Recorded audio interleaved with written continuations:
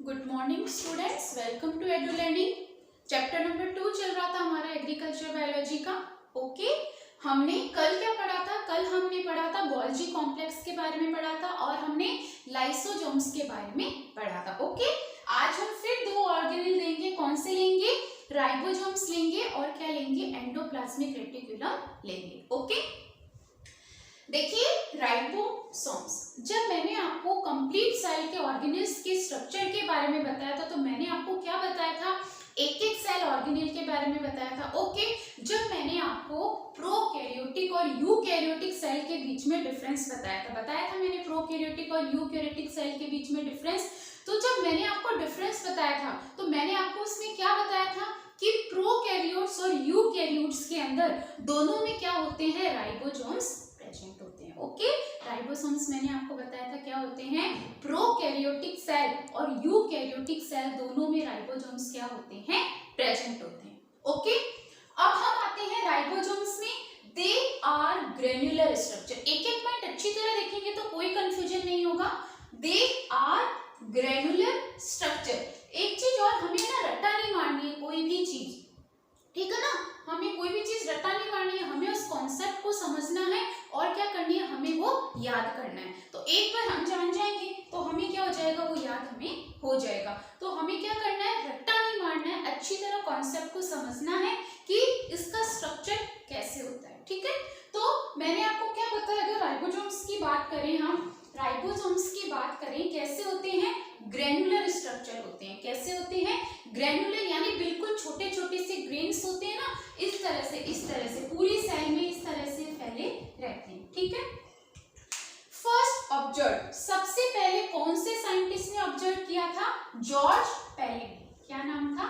George पैलेटे ने सबसे पहले इसको ऑब्जर्व किया।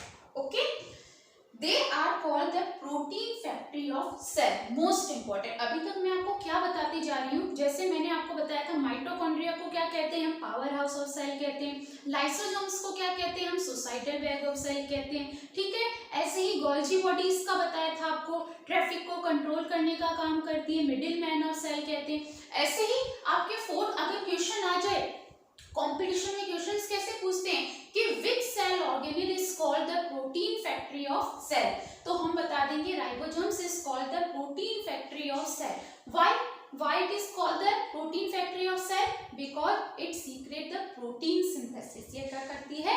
प्रोटीन का सिंथेसिस करने का काम सेल के अंदर करती है। ओके, अगर हम देखें जैसे यूकैरियोटिक राइबोसोम्स के अंदर देखें तो दो तरह के राइबोसोम्स होते हैं। उस टाइम जब मैंने आपको डिफरेंस बताया था यूकैरियोटिक और प्रोकैरियोटिक के अंदर, तो क्या बताया था कि यूकैरियोटिक के अंदर कैसे राइबोसोम्स होते हैं? 80s। प्रोकैरियोटिक में राइबोसोम्स कैसे होते हैं? 70s। And what is S? S क्या है? मेनली साइज और डेंसिटी को रिप्रेजेंट करता है। और एस की फुल फॉर्म क्या होती है? स्वीडबर्ग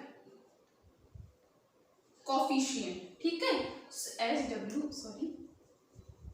फुल फॉर्म होती है SWEDVERG, Svedberg coefficient. It represent है, किसको रिप्रेजेंट करती है? वो साइज और डेंसिटी को रिप्रेजेंट करता है। तो कई बार क्वेश्चन पूछ लेते हैं कि प्रोकैरियोटिक और यूकैरियोटिक में राइबोसोम्स के अंदर क्या डिफरेंस होता है, क्योंकि राइबोसोम ऐसे सेल ऑर्गेनेल है जो कि प्रोकैरियोट्स के अंदर होते हैं और यूकैरियोट्स के अंदर भी होते हैं। ओके, अगर प्रोकैरियोट्स की बात करें तो 70s होते हैं और यूकैरियोटिक की बात करें तो 80s होते हैं। ओके, लेकिन इनके भी दो दो सब यूनिट्स में डिवाइड होते हैं। जैसे 80s की बात करें, अगर इसको ब्रेक करें तो यानी राइबोसोम्स होते हैं ना, वो इनका स्ट्रक्चर देखते हैं तो कैसे बने हुए होते हैं? स्मॉलर और लार्जर सब यूनिट के बने हुए होते हैं। ठीक है, अगर राइबोसोम्स को देखें तो 80s में क्या है? 60s plus 40s। बहुत बार क्वेश्चन पूछते हैं 70s किसका बना हुआ होता है? 50s plus 30s। ठीक है, क्वेश्चन कैसे आता है कि the ribosome, the subunits of ribosome 60 plus 40s constitute which type of ribosome? तो आपको क्या बोलना है? 80s। और अगर पूछ ले 50s plus 30s तो 70s। ये प्लस नहीं है, ना ही हम इसको तोड़ के लिख रहे हैं। ये एक्चुअली क्या है? ये एक तरह से क्या है, इनको हमने ब्रेक करके इनको लार्जर और क्या बोलते हैं, स्मॉलर सब यूनिट के अंदर डिवाइड किया है। ओके, कंपोस्ट किसके होते हैं, किसके बने हुए होते हैं राइबोसोम्स, बहुत बार पूछते हैं आरएनए और protein. RNA is equal to ribonucleic acid और प्रोटीन के बने हुए होते हैं। Okay, ribosomes are the smallest cell organelle. अब ये क्वेश्चन वापस बन गया, ठीक है, which cell organelle is the smallest cell organelle, तो कौन सा होता है, ribosomes are the smallest cell organelle in our body. Ribosomes are organelle without membrane, यानी इनकी मेम्ब्रेन बाउंडलेस होते हैं, यानी जैसे मैंने आपको बताया था माइटोकॉन्ड्रिया क्या होता है, डबल मेम्ब्रेन स्ट्रक्चर होता है, बताया था। अब क्लोरोप्लास्ट आगे पढ़ेंगे, वो भी कैसा होता है, डबल मेम्ब्रेन स्ट्रक्चर होता है। ओके, गोल्जी बॉडीज देखा था, एंडोप्लाज्मिक रेटिकुलम, ये कैसे होते हैं, सिंगल मेम्ब्रेन होते हैं। लेकिन जो राइबोसोम्स होते हैं ये विदाउट मेम्ब्रेन, क्योंकि ग्रैनुलर लाइक स्ट्रक्चर होते हैं, इनके अराउंड कोई भी मेम्ब्रेन नहीं होती है। Okay, their main function is the synthesis of protein. इनका मेन फंक्शन क्या होता है कि हमारी बॉडी के अंदर जो प्रोटीन का सिंथेसिस करने का काम करता है वो कौन करता है, राइबोसोम करता है। ओके, एक बार वापस पढ़ाती हूँ। ग्रैनुलर स्ट्रक्चर होते हैं, बिल्कुल ग्रेन्स लाइक, किसने ऑब्जर्व किए थे, जॉर्ज पैलेटी, यहीं पे याद करना है हमें। सबसे पहले क्या कहते हैं, प्रोटीन फैक्ट्री ऑफ सेल कहते हैं। यूकैरियोटिक राइबोसोम्स, एटीएस, एस किसको रिप्रेजेंट करता है, स्वीटबर्ग कोएफिशिएंट। प्रोकैरियोटिक राइबोसोम्स कौन से होते हैं, 70s, इनकी सब यूनिट कहे तो 80s, किसमें डिवाइड होता है, 60s प्लस 40s, और 70s की बात करें तो 50s प्लस 30s। ओके, अगर 60s क्या होगी, इसकी लार्जर सब यूनिट हो जाएगी, और 40s क्या होगी, स्मॉलर सब यूनिट हो जाएगी।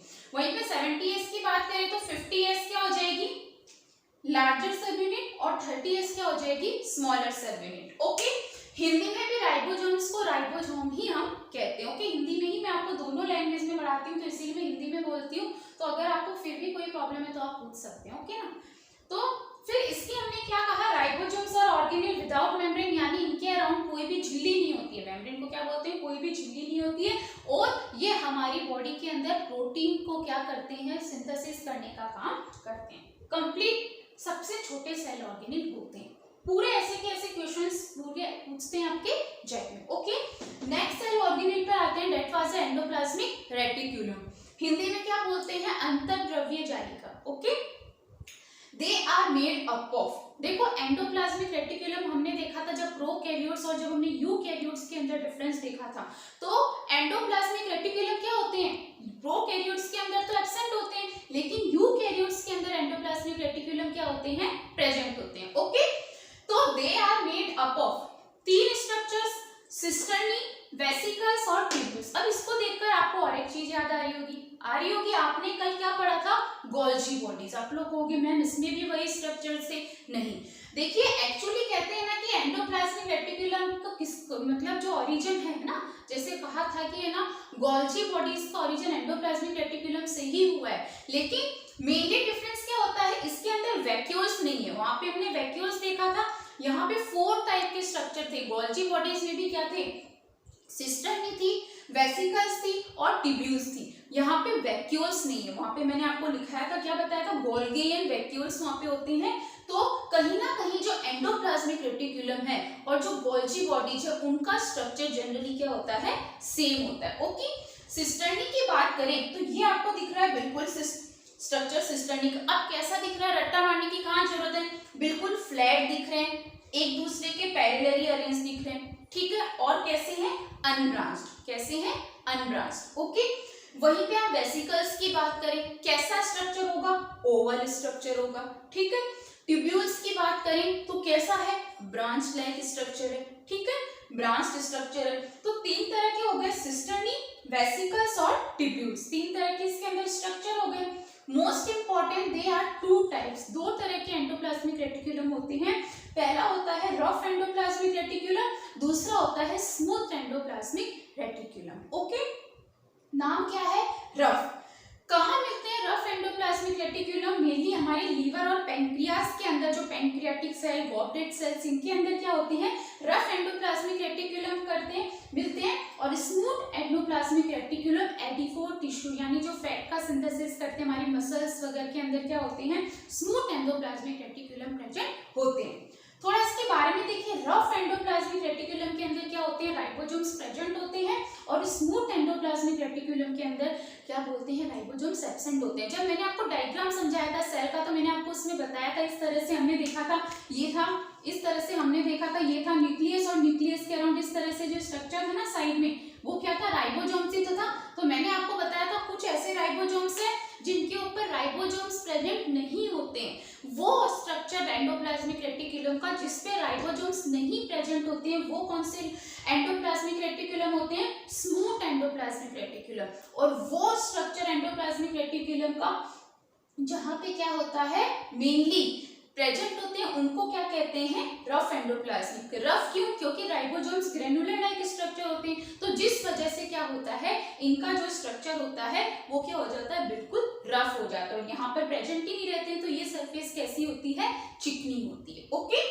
तो ये स्ट्रक्चर। अब हम क्या देख लेते हैं, फंक्शंस देख लेते हैं एंडोप्लाज्मिक रेटिकुलम के। आप लोग प्लीज स्क्रीनशॉट लेकर लिख लिया कीजिए, ठीक है। अब देखिए, अगर हम इसके फंक्शंस देखें,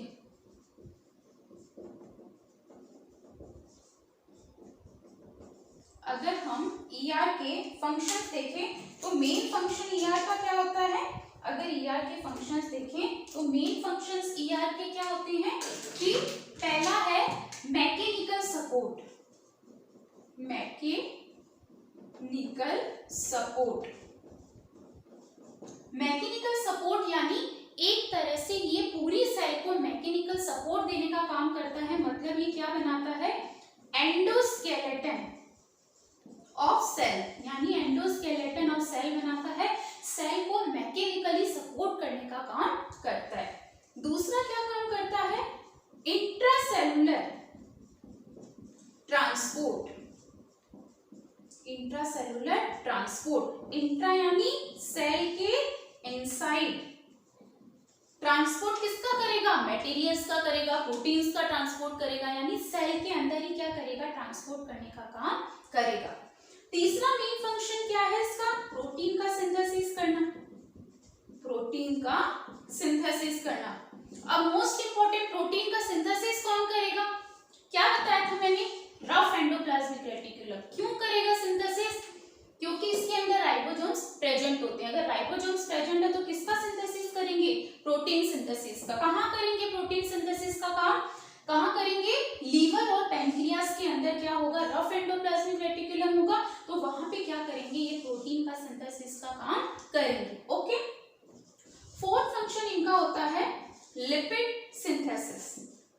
लिपिड यानी लिपिड का, लिपिड और फैट का सिंथेसिस करने का काम करता है। कौन करेगा, रफ तो करेगा नहीं, क्यों, क्योंकि यहाँ पे राइबोसोम्स होते ही नहीं है, तो रफ ये लिपिड सिंथेसिस का काम कौन करता है, स्मूथ एंडोप्लाज्मिक रेटिकुलम करता है, जो कि हमारे एडिपोज टिश्यू यानी जो फैट टिश्यूज होते हैं मसल्स वगैरह के अंदर, वहां पे क्या करते हैं, लिपिड का सिंथेसिस करने का काम करता है। और कौन करेगा लिपिड का सिंथेसिस, स्मूथ ईआर। कौन करेगा, स्मूथ एंडोप्लाज्मिक रेटिकुलम क्या करेगा, लिपिड का सिंथेसिस करने का काम करेगा। ओके, सेलुलर एक्सचेंज का काम करता है। और हमने देखा था गोल्जी बॉडीज के अंदर, जब मैंने आपको कल गोल्जी कॉम्प्लेक्स पढ़ाया था, तो उसके अंदर मैंने आपको क्या पढ़ाया था कि गोल्जी कॉम्प्लेक्स के अंदर सबसे पहले मटेरियल्स कहाँ से आते हैं, एंडोप्लाज्मिक रेटिकुलम से आते हैं, उसके स्विस फेस पर आते हैं, ठीक है।